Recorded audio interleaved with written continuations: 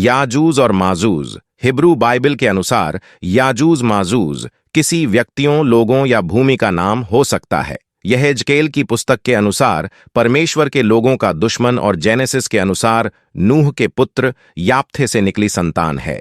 याजूज माजूज का जिक्र इस्लाम में भी है।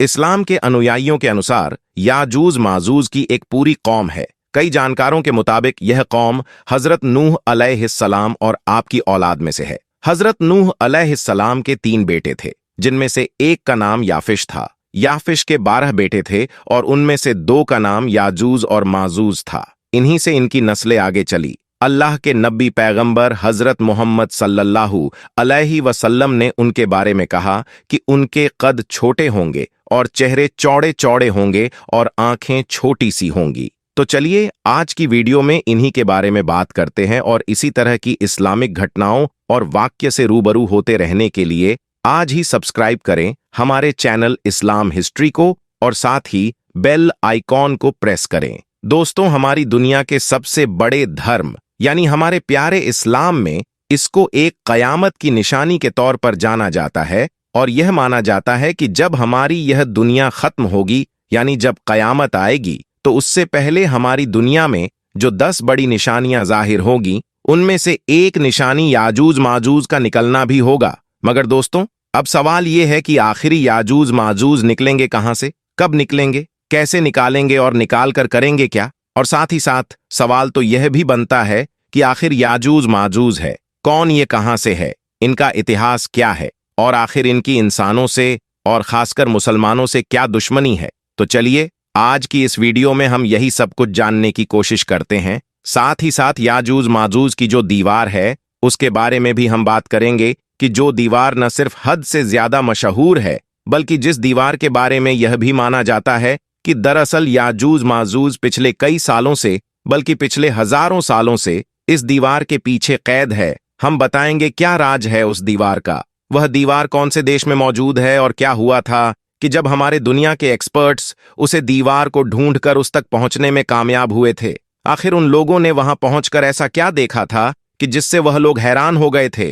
तो सबसे पहले तो हम आप लोगों को ये बता दें कि दरअसल याजूज माजूज के इतिहास को पढ़ने और समझने से पहले हमको हजरत जुल्करनैन के इतिहास को समझना होगा। मगर फिर से सवाल यही है कि आखिर अब यह जुल्करनैन कौन थे।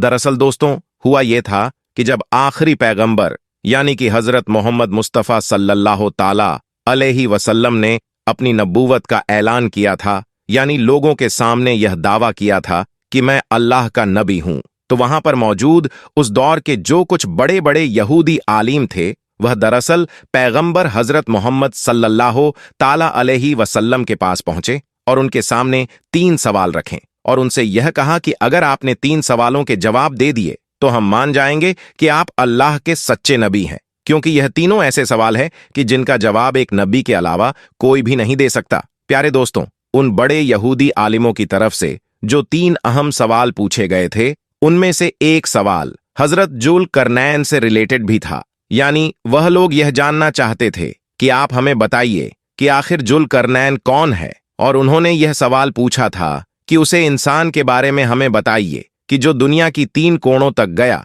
तो पहले दोस्तों, इसके बाद बाकायदा वही नाजिल हुई थी और कुरान के अंदर पूरे एक्सप्लेनेशन के साथ जुल्करनैन के बारे में बताया गया था। सिर्फ इतना ही नहीं बताया गया कि आखिर जुल्करनैन कौन थे, बल्कि उन तीनों सफरों का भी जिक्र किया गया कि जो उन्होंने दरअसल दुनिया के 3 कोणों तक किए थे। दरअसल दोस्तों, हजरत जुल्करनैन में हमारी दुनिया के एक ऐसे बादशाह थे कि जो आज से लगभग 2500 साल पहले पैदा हुए थे, यानी कि 580 ईसा पर्व के करीब। इस हिसाब से यह हजरत ईसा अलैहिस्सलाम से भी लगभग 500 या 600 साल पहले गुजर गए थे। अब रहा सवाल उनकी सल्तनत का, तो इनकी सल्तनत आज के दौर की पाकिस्तान से लेकर ग्रीस यानी यूनान तक फैली हुई थी। इस हिसाब से बीच के जितने भी देश हैं यानी तुर्की, सीरिया, इराक, ईरान, अफगानिस्तान, ये सारे ही देश उनकी सल्तनत में आया करते थे।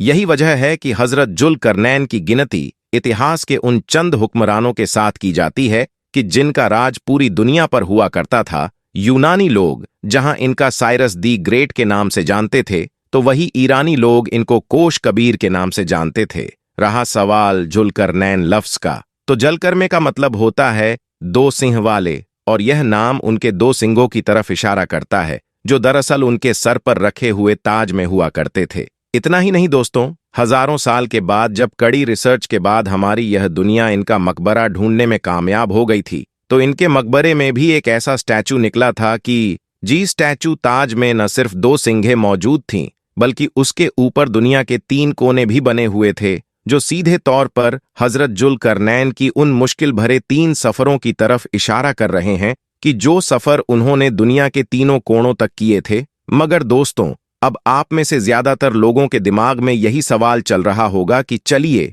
वह सब तो ठीक है, मगर जब इनको पहले कोई नहीं जानता था तो आखिर उन गिने चुने बड़े यहूदी आलिमों को उनके बारे में कैसे पता था कि जिन्होंने पैगंबर हजरत मोहम्मद सल्लल्लाहु ताला अलैहि वसल्लम से इनके बारे में सवाल किया था। हम आपको बता दें कि दरअसल हजरत जुल्करनैन का यहूदियों के इतिहास के साथ भी एक गहरा रिश्ता है। वह इसलिए क्योंकि दोस्तों, हजरत ईसा इस्लाम से 586 साल पहले हमारी इस दुनिया में बाबुल नाम की सल्तनत हद से ज्यादा ताकतवर हुआ करती थी, बल्कि यह कहिए वह उस दौर की सुपर पावर थी, और उसका जो बादशाह था जिसका नाम बख्ते नस्र हुआ करता था, वह हद से ज्यादा जालिम इंसान था। उसने उस दौर के यरूशलेम शहर पर न सिर्फ हमला किया, बल्कि वहां पर बेइंता लूट मार भी की। वहां पर मौजूद हजारों की तादाद में यहूदियों को कत्ल किया, और बाकी बचे हुए सभी जिंदा यहूदियों को कैदी बनाकर वह अपने साथ बाबुल ले गया। इतना ही नहीं, जाते जाते यहूदियों का वहां पर मौजूद जो फर्स्ट टेम्पल था, यानी कि हेकले सुलेमानी, जिसको यहूदी सबसे ज्यादा पवित्र यानी मुकद्दस मना करते थे, उसको भी उसने पूरी तरह से बर्बाद कर दिया। फिलहाल दोस्तों, धीरे धीरे वक्त गुजरता गया और वक्त के साथ दुनिया में बदलाव भी आते रहे। अगले 50 सालों के अंदर ही हजरत जुल्करनैन में दुनिया की एक नई ताकत बनकर उभर चुके थे। तब उन्होंने बाबुल पर हमला करके उसको बड़ी आसानी के साथ फतेह कर लिया। अब जाहिर है दोस्तों, हजरत जलकर में हद से ज्यादा रहमदिल और इंसाफ पसंद इंसान थे। वह जहां पर भी जाते थे, लोग उनके स्वभाव को देखकर ही उन पर फिदा हो जाते थे और उनकी फौज में ही शामिल हो जाते थे। लिहाजा अब जब उन्होंने बाबुल को फतह किया तो बाबुल के लोग भी उन्हीं के साथ हो गए थे, और वहां पर मौजूद जो यहूदी थे कि जिनको कुछ साल पहले ही यह जेरूसलम से गुलाम बनाकर बाबुल में लाया गया था, उनके साथ भी हजरत जुल्करनैन ने बहुत अच्छा शुरू किया। उनको उनके सारे हक वापस दिए, और साथ ही साथ उनका जो शहर था जो पूरी तरह से उजड़ चुका था, उसको दोबारा बसाने में भी उनकी मदद की। बाकायदा उनको बाबुल से जेरूसलम पहुंचा और उनके हेकले सुलेमानी को भी दोबारा तामीर करवाया, कि जिसको बाबुल के बादशाह बख्ते नस्र ने पूरी तरह से तबाह बर्बाद कर दिया था। और यही वह सारी चीज है कि जिनकी वजह से हजरत जुल्करनैन के यहूदी कौम से न होने के बावजूद भी उनको आज तक यहूदी कौम में एक हीरो के तौर पर याद किया जाता है, और उनका नाम भी बड़े ही इज्जत और एहतराम के साथ लिया जाता है। और इसी वजह से ही उस दूर के बड़े यहूदी आलिमों ने हजरत मोहम्मद सल्लल्लाहु ताला अलैहि वसल्लम से हजरत जुल्करनैन से रिलेटेड सवाल भी किया था, क्योंकि उनको पता था कि हजरत जुल्करनैन के बारे में उसे दौर में दुनिया का कोई भी आम इंसान नहीं जाना चाहता था, सिवाय खुदा और चंद बड़े यहूदी आलिमों के। फिलहाल दोस्तों, अब यह जान लेना भी जरूरी है कि आखिर हजरत जुल्करनैन उनकी अपने तीनों सफरों के दौरान याजूज माजूज से मुलाकात कब और कैसे हुई थी। तो हम आपको बता दें कि कुरान में हजरत जुल्करनैन का एक सफर से रिलेटेड यह लिखा हुआ वाक्य है कि वह एक रास्ते पर हो लिया, यानी एक सफर पर निकला, यहां तक कि वह सूरज के डूबने की जगह तक पहुंच गया और उसे एक कीचड़नुमा चश्मे में ग्रूव होता हुआ पाया, और इसके पास एक कौम को भी पाया। अल्लाह ने कहा कि जुल्करनैन, या तुम इनको सजा दो या इनके लिए कोई बेहतर करो। यानी दोस्तों, कुरान की आयत के जरिए से यह बताने की कोशिश की गई है कि हजरत जुल्करनैन ने 3 सफरों में से एक सफर वेस्ट की साइड में किया था, और वह बढ़ते बढ़ते इतने आगे पहुंच गए थे कि उनको एक पानी का चश्मा मिला था, और वहीं पर ही इन्होंने सूरज को ग्रूव होता पाया था। इतना ही नहीं, वहां पर उनकी एक काम से भी मुलाकात हुई थी जिसने इनसे याजूज माजूज के बारे में शिकायत की थी। दरअसल याजूज माजूज इलाके में रहने वाली एक ऐसी कम थी कि जो हद से ज्यादा जालिम और खतरनाक थी। आसपास के इलाकों पर उसके बारे में शिकायत की थी। दरअसल याजूज माजूज इलाके में रहने वाली एक ऐसी कौम थी कि जो हद से ज्यादा जालिम और खतरनाक थी। आसपास के इलाकों पर हमले करना इनके लिए आम बात थी। यह आसपास के कबीलों पर हमले करते, उनके आदमियों को पूरी तरह से तबाह हो बर्बाद कर देते, पूरे कबीलों को लूट लिया करते, उनके बाकी बचे हुए बच्चों औरतों को गुलाम बना लिया करते और इसके अलावा भी न जाने क्या क्या किया करते थे। इतना ही नहीं, आगे कुरान में इनकी लोकेशन के बारे में भी बताया गया है। कुरान के मुताबिक याजूज माजूज नाम की ये खतरनाक कौम दो ऐसे पहाड़ों की ऊंचाइयों पर रहा करती थी कि जहां तक पहुंचाने के लिए सिर्फ और सिर्फ एक ही रास्ता मौजूद था। इसीलिए आसपास में रहने वाले वह आम लोगों के जो याजूज माजूज के जुल्मो सितम से हद से ज्यादा परेशान रहा करते थे, न सिर्फ इनकी शिकायत की थी बल्कि साथ ही साथ उनसे यह रिक्वेस्ट की थी कि अगर हम लोग बहुत सारा माल इकट्ठा करके आपको दे दें तो क्या आप हमारे और इनके बीच में एक हद से ज्यादा मजबूत और ताकतवर दीवार बना सकते हैं कि जिसके जरिए से हम इनको हमेशा के लिए रोक सके। इस पर हजरत जुल्करनैन ने जवाब दिया कि अल्लाह का दिया हुआ मेरे पास बहुत सारा माल दौलत है, बस तुम मेरी फिजिकल मदद करो, यानी कि जिस्मानी तौर पर। बस फिर क्या था, क्या हजरत जुल्करनैन के साथ मिलकर उन सभी आम लोगों ने और हजरत जुल्करनैन की फौज ने वह दीवार बनाना शुरू कर दी।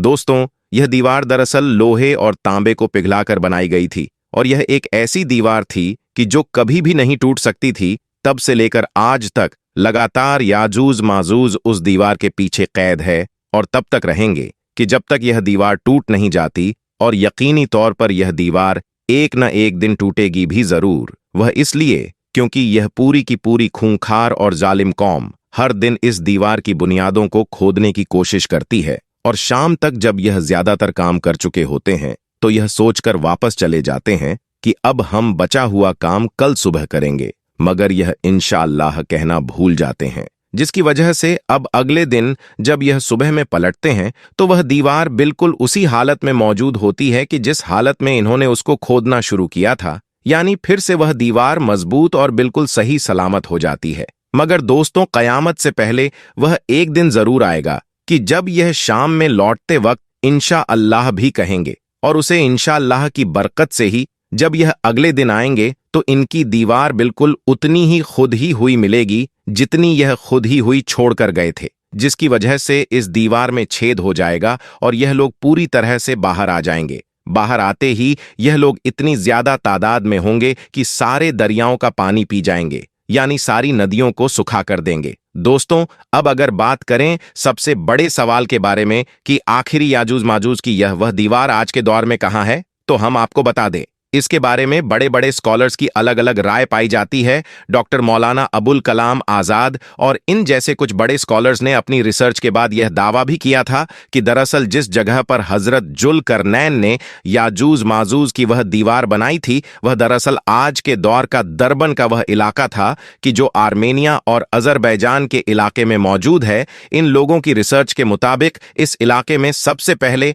हजरत जुल्करनैन ने एक किला बनवाया था और फिर उसे किले की दीवारों को ही लोहे और तांबे से मिलाकर बनाया था ताकि आसपास की उन सभी कौमों को याजूज माजूज के हमले से बचाया जा सके कि जिन कौमों ने हजरत जुल्करनैन से अपनी हिफाजत के लिए रिक्वेस्ट की थी। इतना ही नहीं, इन लोगों के मुताबिक वहां पर आज तक न सिर्फ उसके लिए निशान मौजूद है बल्कि दीवार के निशान भी देखे जा सकते हैं। और तो और कुरान में भी याजूज माजूज से रिलेटेड जो इंफॉर्मेशन पाई जाती है उस इंफॉर्मेशन से भी यह लोकेशन काफी हद तक मैच करती है, यानी बहुत सारी चीजें मिलती जुलती पाई जाती हैं याजूज माजूज की दीवार की लोकेशन से रिलेटेड। यह जो नजरिया रखने वाले लोग आगे भी यह कहते हैं कि दरअसल इनको कैद करने के बाद धीरे धीरे वक्त गुजरता गया, मगर फिर बाद में याजूज माजूज की काम में खजर नाम का एक बादशाह पैदा हुआ जिसने न सिर्फ यहूदी धर्म को कबूल कर लिया था बल्कि अपनी कौम यानी याजूज माजूज को भी यहूदी बना दिया था। और आज के दौर में जितने भी दुनिया में यहूदी पाए जाते हैं वह दरअसल याजूज माजूज की ही नस्ल से है। सबूत के तौर पर यह लोग यह दावा करते हैं कि क्योंकि यहूदी एक ऐसा धर्म है कि जिसको कभी भी कबूल नहीं किया जा सकता है, यानी नया इंसान उसको एक्सेप्ट नहीं कर सकता है, क्योंकि यहूदी तो दरअसल एक नस्ल है कि जिसका शजरा ऊपर जाकर नबियों से मिल जाता है। इसके अलावा असल में ऐतिहासिक तौर पर यहूदी गंदुमी कलर के होते हैं, मगर आज के दौर के जो यहूदी है वह दरअसल गोरे चिट्टे हैं जो आमतौर पर तुर्क नस्ल के लगते हैं। इसके अलावा यह लोग अपनी रिसर्च को और भी ज्यादा पक्का साबित करने के लिए आखिरी पैगंबर यानी हजरत मोहम्मद सल्लल्लाहु ताला अलैहि वसल्लम की वह हदीस भी पेश करते हैं कि जिसमें कहा गया था कि याजूज माजूज का फितना हद से ज्यादा करीब आ चुका है और आज उन लोगों ने अपनी दीवार में इतना बड़ा सुराख कर लिया है। यानी इन लोगों के मुताबिक इस हदीस से यह पता चलता है कि दरअसल इन लोगों ने अपनी दीवार से निकलने का रास्ता नबी अलैहिस्सलाम के द्वार में ही ढूंढ लिया था। इतना ही नहीं, दूसरे खलीफा यानी हजरत उमर रजी अल्लाह तआला अन्हु के द्वार में मुसलमान की फौज इस इलाके में आकर याजूज माजूज से जंगें भी कर रही थी। मुस्लिम फौजियों की याजूज माजूज के साथ इतिहास में जंगें हुई थी। इस बात को सही साबित करने के लिए दरअसल सहाबा इकराम की उन कब्रों की मिसाल देते हैं कि जो आज तक आर्मेनिया और अजरबैजान के इन इलाकों में मौजूद है, जो यकीनी तौर पर हम लोगों को हद से ज्यादा हैरान कर देने वाली चीज है। मगर जाहिर है दोस्तों, आप में से ज्यादातर लोगों के दिमाग में अब यही सवाल चल रहा होगा कि अगर इस रिसर्च को सही मान भी लिया जाए और यह कबूल कर लिया जाए कि आज के यहूदी ही दरअसल याजूज माजूज की नस्ल से है, तो आखिरी यह लोग कयामत से पहले पूरी दुनिया पर हमलावर कैसे होंगे? क्योंकि आज तक हम लोग आमतौर पर यही पढ़ते और सुनते आए हैं कि याजूज मौजूद जो कयामत से पहले निकलेंगे वह दरअसल पूरी दुनिया पर हमलावर होंगे। तो हम आपको बता दें कि दरअसल इन सारे सवालों का जवाब देते हुए यह स्कॉलर्स कहते हैं कि यहां पर हमलावर होने का मतलब तलवारों से हमलावर होना नहीं है, यानी हथियारों के जरिए से नहीं, बल्कि यहां पर हमलावर होने का दूसरा मतलब है। यानी एक तरफ से याजूज माजूज पूरी दुनिया पर हावी हो जाएंगे। और जाहिर है आज के दौर में चाहे आप लोग मीडिया को देख लीजिए या कोई बिजनेस फील्ड को देख लीजिए, दुनिया की कोई भी फिल्म इंडस्ट्री देख लीजिए, हर फील्ड में यहूदी ही पूरी दुनिया में सबसे ऊपर बैठे हैं। आज सबसे बड़े बड़े बैंकर्स जो है वह यहूदी चलाते हैं। वह न सिर्फ दुनिया में सबसे ऊपर बैठे हैं, वह न सिर्फ सबसे ज्यादा ताकतवर है, बल्कि दुनिया को जिस तरह से चाहते हैं उसे तरह से कंट्रोल करते हैं और इसी वजह से वह पूरी दुनिया पर हावी और हमलावर है। मगर जाहिर है दोस्तों, रिसर्च तो रिसर्च ही होती है। ये किसी भी इंसान की बड़ी मेहनत तो मशक्कत के बाद पर्सनली अपनी कायम की हुई एक राय होती है। इसके अलावा रिसर्च को कुछ भी नहीं माना जाता है। यही वजह है कि डॉक्टर मौलाना अबुल कलाम आजाद और इन जैसे बहुत सारे स्कॉलर्स की बड़ी मेहनत मशक्कत के बाद की गई इस रिसर्च को आज दुनिया के ज्यादातर मुसलमान जरा बराबर भी कबूल नहीं करते हैं। वह इसलिए क्योंकि लोगों की रिसर्च आज भी याजूज माजूज से जुड़े बहुत सारे सवालों के जवाब देने के काबिल नहीं है। मिसाल के तौर पर हम सभी जानते हैं कि कयामत से पहले निकलने वाले याजूज माजूज की जो आबादी होगी वह दरअसल दुनिया के इंसानों से कई गुना ज्यादा होगी। मगर अगर यहूदियों को ही उनकी नस्ल मान लिया जाए तो यहूदी तो दुनिया का 1% भी नहीं है। इसके अलावा अगर यह मान भी लिया जाए कि याजूज मौजूद की नस्ल यहूदी है और वह आजाद है, तो फिर उसे हदीस का क्या मतलब रह जाएगा कि जिसमें यह बताया गया है कि याजूज माजूज हर दिन अपनी दीवार को तोड़ने की कोशिश करते हैं। इसके अलावा याजूज माजूज की दीवार से रिलेटेड आर्मेनिया और अजरबैजान की इलाके की जो लोकेशन यह लोग बताते हैं वह दरअसल 2 पहाड़ों के बीच में होने वाली बात को भी जस्टिफाई नहीं करती है। यानी वह किले की लोकेशन 2 पहाड़ों के बीच में नहीं है और जाहिर है वह दीवार 2 पहाड़ों के बीच में ही बनाई गई थी। फिलहाल दोस्तों, अब अगर बात करें याजूज माजूज की दीवार की लोकेशन से रिलेटेड दूसरी थ्योरी के बारे में, तो हम आपको बता दें कि हमारी दुनिया में अब एक ऐसी रिसर्च टीम भी मौजूद है कि जिसने न सिर्फ यह दावा किया है कि वह याजूज माजूज की दीवार को ढूंढ चुकी है, बल्कि वह यह भी कहती है कि वह वहां जाकर बाकायदा उसे दीवार को अपनी आंखों से देख भी चुकी है। इस रिसर्च टीम के मुताबिक इन लोगों ने सबसे पहले कुरान, हदीस और ऐतिहासिक किताबें में जितनी भी इंफॉर्मेशन मौजूद है याजूज माजूज से रिलेटेड उस सब को इकट्ठा किया और फिर उसके बाद इस सारी इंफॉर्मेशन की मदद से उसे दूर के हिसाब से दुनिया का एक नक्शा तैयार किया और उसके बाद यह लोग याजूज माजूज के कबीले को ढूंढने के लिए निकल पड़े। इन लोगों के मुताबिक यह दीवार आज के दौर में किर्गिस्तान नाम के उस देश में मौजूद है जो किसी दौर में सोवियत यूनियन का हिस्सा हुआ करता था। यानी रूस के अंदर आया करता था। मगर जब सोवियत संघ टूटा तो उसके बाद यह एक अलग रियासत बन गई। इन लोगों के मुताबिक इस इलाके में आज के दौर में बहुत कम ही लोग आबाद है और देश का ज्यादातर हिस्सा मैदानी और पहाड़ों से भरा पड़ा है, यानी देश का ज्यादातर हिस्सा मैदानी और पहाड़ी है। इसके अलावा बात करें अगर रिसर्च टीम की, तो इसमें कुछ लोग मिस्र के मौजूद थे, जबकि ज्यादातर लोगों का सेंट्रल एशिया से ताल्लुक था। इन लोगों ने 1 साल 4 महीने का लंबा सफर तय किया। इनमें से कुछ लोगों को मौसम की शिद्दत और बहुत सारे सफर की परेशानियों की वजह से अपनी जानें भी गंवानी पड़ी थी। फिलहाल जब यह उसे लोकेशन पर पहुंचे तो उन्होंने देखा पहाड़ के बीच में बाकायदा बर्फ का एक ऐसा रास्ता मौजूद है कि जो देखने से ही पता चलता है कि दरअसल वह कुदरत का रास्ता नहीं है, बल्कि इंसानों के द्वारा ही उसको बनाया गया है। वह इसीलिए क्योंकि पास में पड़े हुए पत्थरों से यह पता चलता है कि इसको मेटल यानी लोहे और तांबे से पिघलाकर बनाया गया है। इन लोगों ने वहां जाकर देखा कि दरअसल 2 पहाड़ों के बीच में वह दीवार जो है, जो लोहे और तांबे के जरिए से बनाई गई है, उसके ऊपर बर्फ की एक मोटी परत मौजूद है। ऐसी मोटी परत की जो देखने में बिल्कुल सीधी यानी कि फ्लैट दिखाई देती है। अब जाहिर है एक ऐसा इलाका जहां पर दूर दूर तक कोई आबादी मौजूद नहीं है, उस इलाके में किसी भी इंसान को एक ऐसी दीवार बनाने की क्या जरूरत पड़ी थी। वैसे तो इस एग्जैक्ट लोकेशन तक कोई भी इंसान ना तो अपनी कार से पहुंच सकता है, ना ही किसी जानवर पर बैठकर, और ना ही इस तरह की किसी और सवारी के जरिए से। मगर जब यह लोग हेलीकॉप्टर के जरिए से इस लोकेशन पर लैंड हुए तो यह लोग देखकर हैरान हो गए कि मेटल डिटेक्टर ने फौरन सिग्नल देना शुरू कर दिए, यानी लोगों को यह बताया कि इस बर्फ की मोटी तह के नीचे एक ऐसी दीवार मौजूद है जिसको हजारों साल पहले मेटल यानी कि लोहे और तांबे के जरिए से बनाया गया था। मगर जाहिर है दोस्तों, यह भी तो एक्सपर्ट्स की एक रिसर्च है और अभी भी ऐसे बहुत सारे सवाल है कि जिनका जवाब ढूंढना बाकी है। साथ ही आपको बता दें, ज़माना-ए-फ़तरत से पहले यह लोग अपनी जगह से निकलते थे और अपने करीब की सारी दुनिया को खा पी जाते थे, यानी हाथी, घोड़ा, ऊंट, इंसान,